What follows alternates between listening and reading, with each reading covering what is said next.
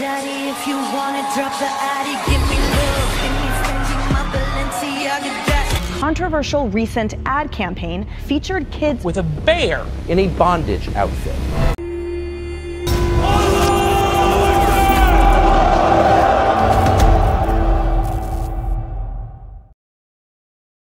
ব্যালেন্সিয়াগা আজ থেকে 10 কি 12 মাস আগে একটি কন্ট্রোভার্সিতে জড়িয়ে পড়েছিল। হঠাৎ করে সোশ্যাল মিডিয়ার কিছু প্ল্যাটফর্মে ভাইরাল হতে শুরু করে যে ব্যালেন্সিয়াগা নামক ফ্যাশন কোম্পানিটি মূলত স্যাটানিজমের সাথে জড়িত, বিশেষ করে পৌত্তলিক সেই অপদেবতার সাথে জড়িত যেটিকে বাইবেলের পরিভাষায় বেল বা বাল বলা হয়। এখন এই দেবতা সম্পর্কিত আমি আজ থেকে 5 বছর আগে মানে 2018 সনে বিস্তারিতভাবে একটি ভিডিওর মাধ্যমে বলেছি। সেই ভিডিওটি যাদের দেখা হয়নি, যারা আমার চ্যানেলে নতুন, তাদের সাথে এই বাল দেবতার আবারও একটু পরিচয় করিয়ে দেই। আমাদের হলিউডে এই চরিত্রের একটি বিশেষ নিকনেম রয়েছে। Proof, my name ain't gonna be Slim Shady no more. So no more Slim Shady. No more Slim Shady, man. What you talking about? No more Eminem. No more Eminem. No more Eminem neither. You crazy, man. Proof. I won't even go by my fucking government name, Marshall Mathers. I'm gonna have this shit changed. No more what you talking about right now, man. If I do come back,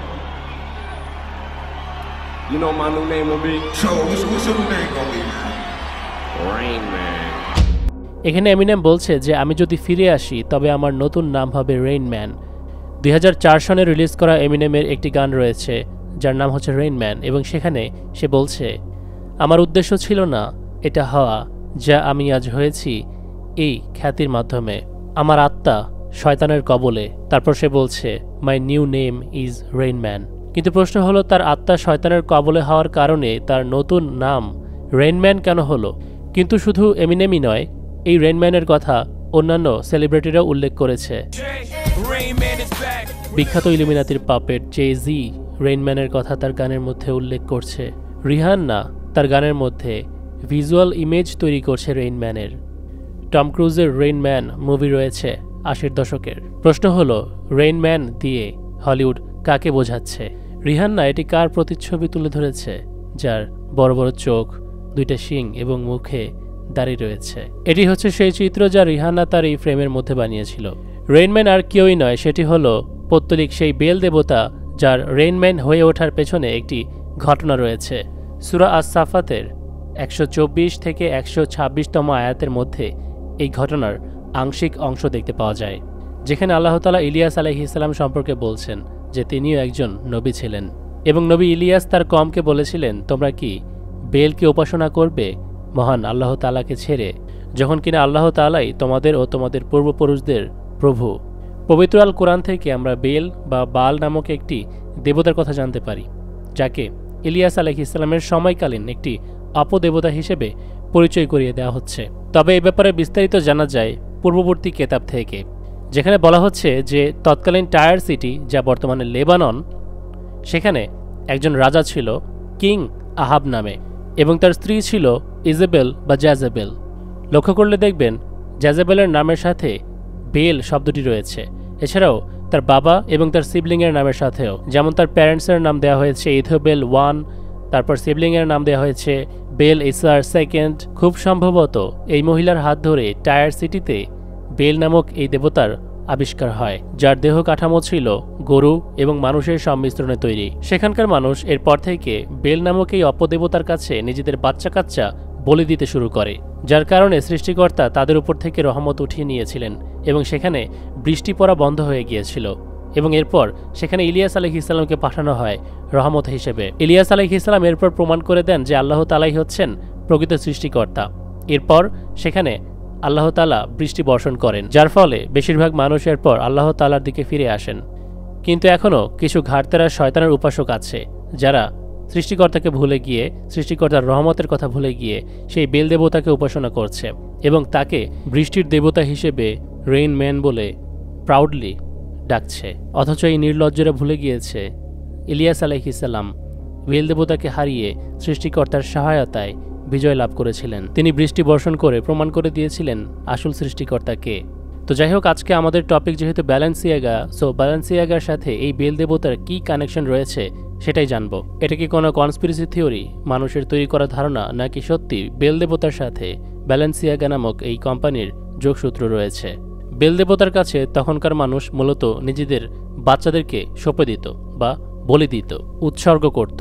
ব্যালেন্সিয়াগার একটি ক্যাম্পেইনে তারা যখন advertise তৈরি করেছিল আজ থেকে 10 কি 12 মাস আগে, তখন কিছু বাচ্চাদেরকে হাতের মধ্যে অদ্ভুত রকমের পুতুল ধরিয়ে দিয়ে ফটোশ্যুট করেছে। আপনি হয়তো বলবেন, এখানে তো অস্বাভাবিক কিছুই দেখতে পারছি না। আছে, আমাদেরকে একটু ভালো করে দেখতে হবে। এই পুতুলগুলোকে অস্বাভাবিক কিছু জিনিস পরানো হয়েছে। এই যে দেখুন, হাতে, মাথায়, পায়ে এবং শরীরে।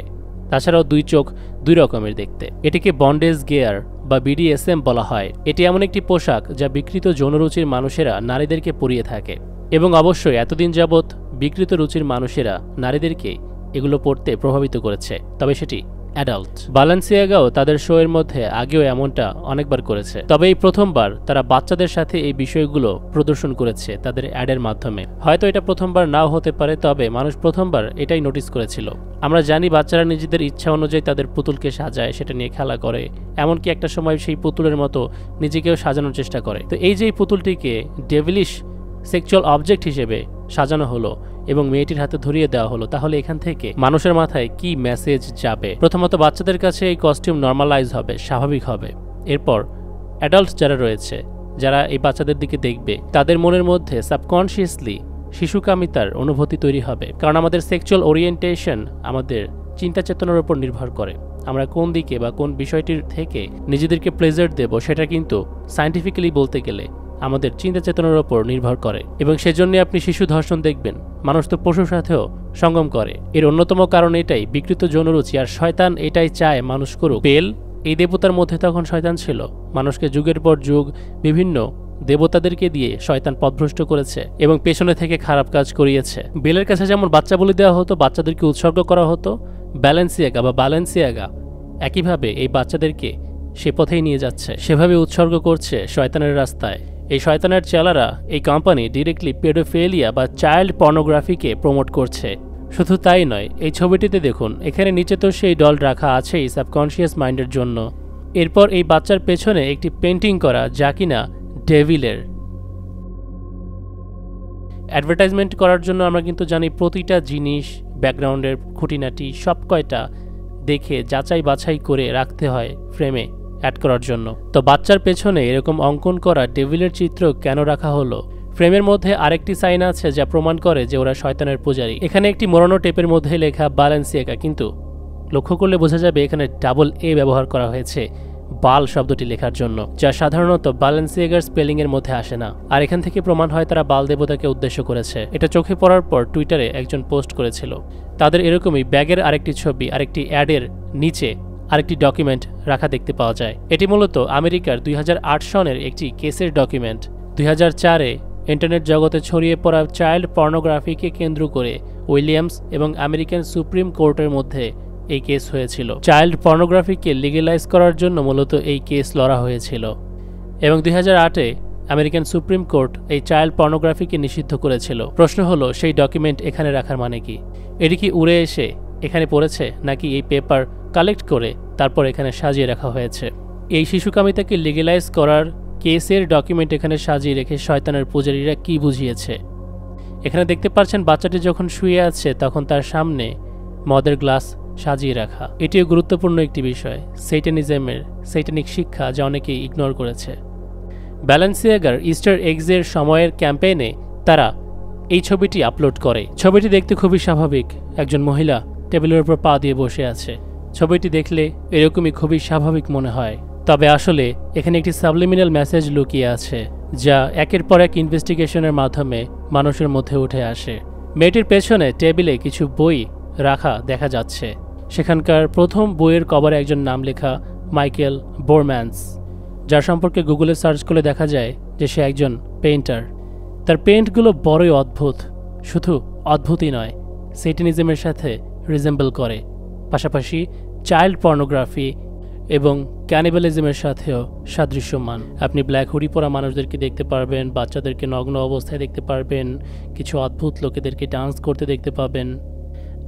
এই অস্বাভাবিক কাজগুলোকে আর্টওয়ার্কের নামে মানুষের কাছে প্রচার করছে এবং স্বাভাবিক করার চেষ্টা করছে। ব্যালেন্সিয়াগা তারা নিজেরও এরকম অদ্ভুত গথিক টাইপের গথিক ক্যাটাগরির পোশাক প্রমোট করে এবং সেল করে।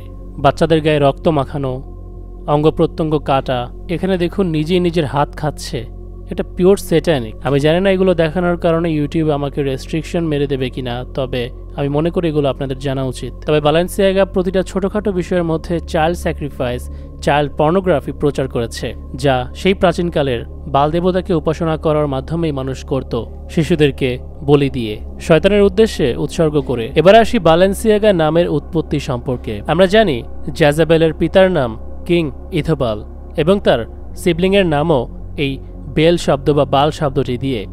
ব্যালেন্সিয়াগা যার নাম থেকে ইন্সপায়ার্ড হয়ে রাখা হয়েছে সে হলো একজন স্প্যানিশ ফ্যাশন ডিজাইনার ক্রিস্টোবাল ব্যালেন্সিয়াগা। মানে নর্মালি আমরা ক্রিস্টোফার নাম শুনে থাকি, তবে ক্রিস্টোবাল ইজ কাইন্ড অফ ডিফারেন্ট। এছাড়াও এই লোকের নামের দুইটি অংশেই বাল শব্দটি আছে, একটির আগে এবং আরেকটির পরে। এতে করে বোঝা গেল এরা নিজেদের নামের সাথে এই বাল দেবতার বিষয়টি সংযুক্ত করতে চায়। এমিনেমও বলল তার নতুন নাম রেইনম্যান। তাদের কাছে হয়তো এই নাম নিজের নামের সাথে রাখার তাৎপর্য বা গুরুত্ব আছে। এছাড়াও ল্যাটিন থেকে ইংলিশে বাল এনসি আগা এভাবে খণ্ড খণ্ড করে লিখলে বাল ইজ দ্য কিং অনুবাদ হয়ে আসে। হ্যাঁ, সেই সময়টিতেও বালকে কিং বা রাজা হিসেবে ধরা হতো। আবার কিছু রিসার্চাররা ধারণা করেছে এই শব্দের অর্থ হলো ডু হোয়াট দ্য উইল্ট, অর্থাৎ যা ইচ্ছা হয় তাই করো, যেটি অ্যালেস্টার ক্রলি নামক একজন ইংলিশ শয়তানের পূজারীর বক্তব্য বা ডায়লগ। দেখা গিয়েছে যে এই কোম্পানিটি এরপর এ সমস্ত কর্মের জন্য ক্ষমা চেয়েছে এবং তাদের সমস্ত পোস্ট এই সংক্রান্ত তারা ডিলিট করে দিয়েছিল। তো আমার কথা হলো তারা যদি দোষী না হয়ে থাকে তবে ডিলিট করে দিয়ে অ্যাপোলজি চাওয়ার কি মানে? যাই হোক, সেটা হোক হলিউড বা হলিউডের তারকা বা এই ফ্যাশন ইন্ডাস্ট্রি, এই সব কিছুই এই মুহূর্তে ইবলিশ নিয়ন্ত্রণ করছে এবং সে চাইছে মানুষের মাধ্যমে পুরনো সেই অপদেবতাদেরকে আবারও প্রচার করতে। বলা হচ্ছে কিয়ামতের আগে সেই সকল ফিতনা আবারও পুনরায় সংগঠিত হবে যেগুলোর বিরুদ্ধে পূর্ববর্তী নবীগণ যুদ্ধ করে গিয়েছেন। তো হজরত ইলিয়াস আলাইহিস সালামের সময়কালীন ফিতনাই হলো এই বেল বা বাল, যেটিকে শয়তান হলিউডের বা এই ফ্যাশন ইন্ডাস্ট্রির মাধ্যমে আবারও প্রচার করতে চাইছে। তো এই ভিডিওটি যদি বেশি বেশি প্রচার করতে চান সেটি কিন্তু আপনারা করতে পারবেন। পাশাপাশি অবশ্যই ভিডিওটিতে লাইক দিতে ভুলবেন না। এটি বলছি এর কারণ বেশি করে লাইক করলে মানুষের কাছে ভিডিওটি রিকমেন্ডেশন হিসেবে যাবে।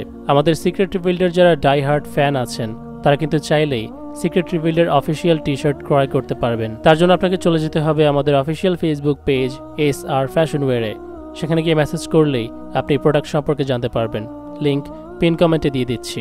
আজকের জন্য এখানেই শেষ করছি। আসসালামু আলাইকুম ওয়া রাহমাতুল্লাহি ওয়া বারাকাতুহু।